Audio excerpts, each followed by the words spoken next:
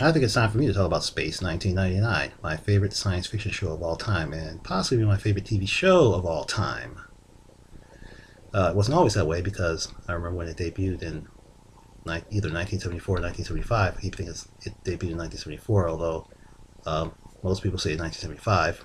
But anyway, um, uh, back then I didn't like the show very much, so I would occasionally watch it just to make fun of it. Because, like for example, the episode War Games, where Moonbase Alpha was attacked by aliens, and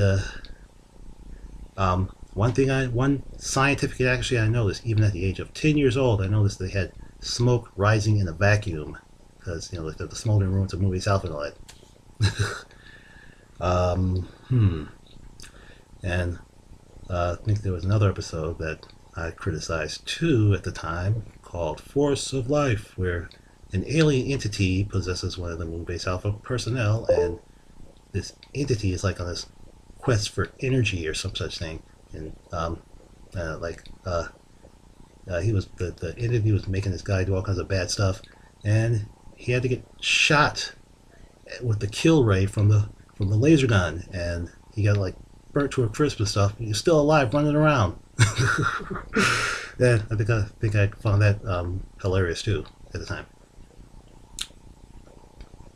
However, um, when the second season of Space 1999 debuted, I was told by my brother that they have all kinds of improvements on the show. I said, okay, I'll give it a chance, another chance. So I did, and as time passed, I eventually grew to love the show. Although most Space 1999 fans will tell you the first season is the best season, or better season. Yeah, so that's more grammatically accurate. Okay.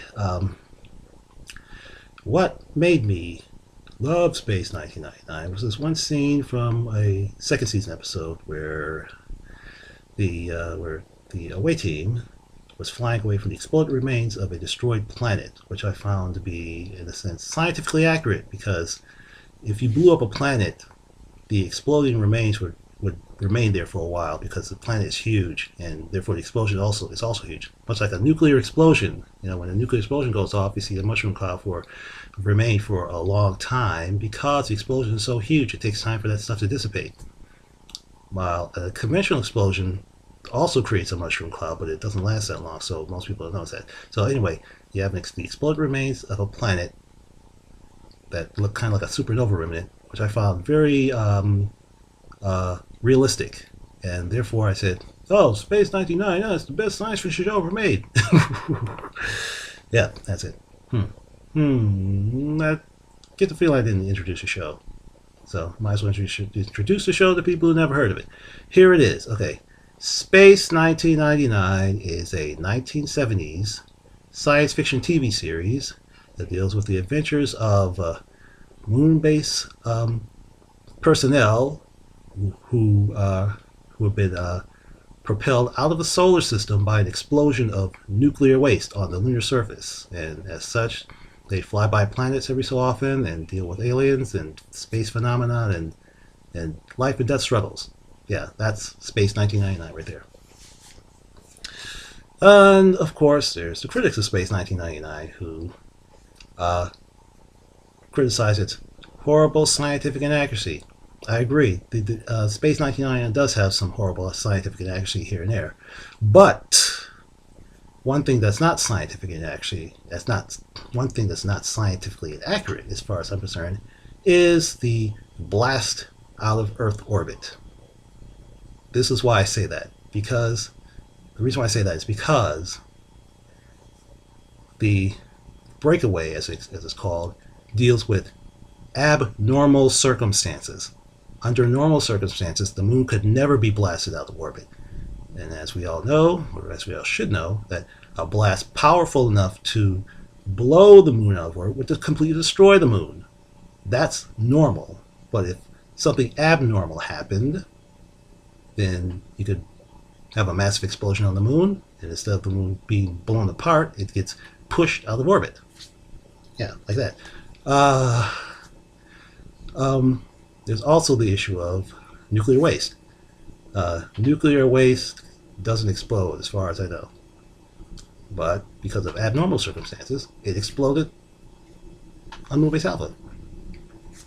Moonbase Alpha exploded on the moon. Moonbase Alpha is a good deal distant from the nuclear waste. But anyway, and then of course, even if nuclear waste could explode, there was nowhere near enough nuclear waste to blast the moon out of orbit. Now, the thing is that everybody knows that it's impossible to blast the moon out of orbit. Even the characters in the show knew that, which is why they were shocked when it happened. Because in the show, they assumed that when the nuclear waste would explode, when the nuclear waste explodes, it would just be a big blast, huge seismic events, enough to damage or destroy Moonbase Alpha and kill everybody on the base. That's what they assumed would happen, and they also assumed that the moon would remain in orbit. That's what they assumed. But because of abnormal circumstances, or as a lot of fans call it, the mysterious unknown force, mysterious unknown force. The mysterious unknown force nullified certain laws of physics so that you could have all this atypical stuff happen. It's like a 1 in a quadrillion chance of happening. So it's not that unrealistic as far as I'm concerned. Like I said, it's a 1 in a quadrillion chance of happening. Not totally impossible. There's 1 in a quadrillion chance of happening. At least that's my estimate. So, when the whole nuclear waste problem began, it happened with the first nuclear waste dump. There, in Space 1999, there are 2 nuclear waste dumps on the moon. And the first one had some weird effects happening, and when they were examining it, they were saying stuff like, I'm paraphrasing, but they're saying stuff like, that's impossible, that could never happen, that's against the laws of physics. And of course, if something like that happened in real life, you know what the real life Moonbase personnel would say, that's impossible, that can't happen, that's against the laws of physics. The same thing, because yeah, like I said before, it all deals with atypical circumstances, a 1 in a quadrillion chance of happening, and it happened anyway. So, I believe I heard some fans say that the moon needed to leave Earth orbit for a greater purpose, so to speak, or greater purposes, possibly. Like, for example, there's an episode called Collision Course, where the moon was about to collide with a planet. And they did make an attempt to prevent the collision, but that didn't work out because certain Moonbase Alpha personnel sabotaged the attempt. And so they assumed they were going to collide with the planet and be destroyed, but they weren't. The moon and the planet contacted each other, and the planet phased off into a higher existence. And the moon survived, and the Alpha survived, and they kept on going. So apparently the mysterious unknown force needed the moon to connect with that planet, contact that planet, so that it could phase off into a higher existence. Ooh, whatever. Yeah. I still think I want to bring up something a little off topic, but still Space 99 related. And I do recall it was a later episode where the moon was about to collide with another planet.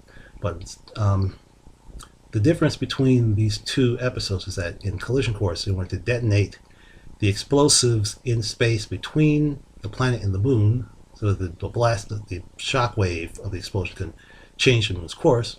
But in a second season episode called The Seance Spectre, they decided to detonate a nuclear waste dump, and but before doing that, they would evacuate Moonbase Alpha. Then, after the moon's changed course, they would return, because they figured the explosion on the lunar surface would be so great that it would cause massive damage to Alpha and possibly 100% fatalities. So, yeah, why would they have different courses of action in those 2 episodes when, yeah, it would have been easier if they just detonated some nukes between the moon and the other planet in the second season. Well, my guess is that maybe they didn't have time. Like, they didn't have time to build enough nukes, or yeah, that sort of thing. That might have been it. So the easiest thing to do, blow up another nuclear waste dump.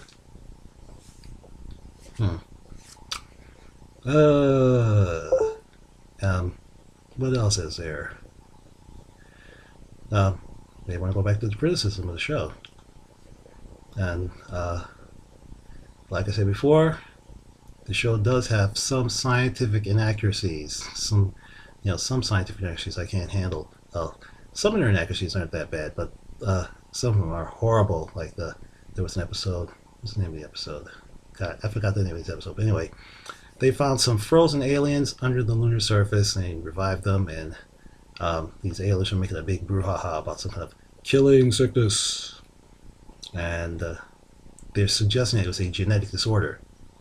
But then they showed the scene where they magnified like a blood sample from the aliens, and they showed this starfish-looking virus thing, and the medical officer said something like, "This virus is what's causing them to be killers," or some such thing. Is it yeah, that's the problem. Is it genetic or is it a virus? Doesn't make any sense. Although some people might say, well, those folks are aliens. Maybe their physiology is radically different from people of Earth. Maybe so. Yep. Sure would like to talk more about Space 1999, but I can't really think of anything else. But, well, I probably will think of things in the future, and we're going to talk about more about Space 1999, the best science fiction show ever made. Unlike Firefly, the worst science fiction show ever made. And if you want to kill me for saying that, you can go fuck yourself, because you do not have a constitutional right to attack somebody just because they don't like your favorite science fiction show. I mean, people have been bad-mouthing Space 1999 for decades, and I didn't feel like killing them. I mean, give a shit. I mean, I was a little bothered, but the point is that nobody's required to like Space 1999, and nobody's required to like Firefly. Okay, that's it. So, see you later, Ralph Nader.